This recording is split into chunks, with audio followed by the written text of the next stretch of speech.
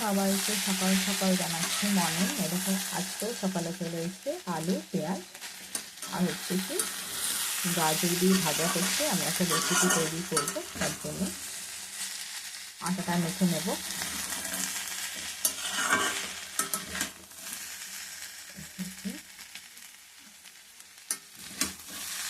এটা হচ্ছে সকালবেলার টিফিন।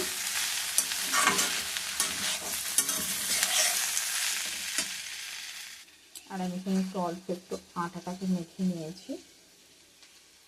এটা দিয়ে একটা বাচ্চাদের জন্য রেসিপি তৈরি করব, যেহেতু বাচ্চারা সবজি খেতে চায় না।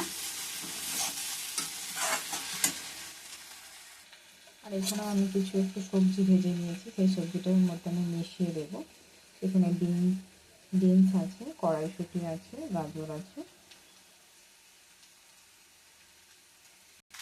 এই যে আমি এর মধ্যে মিশিয়ে দেবো এই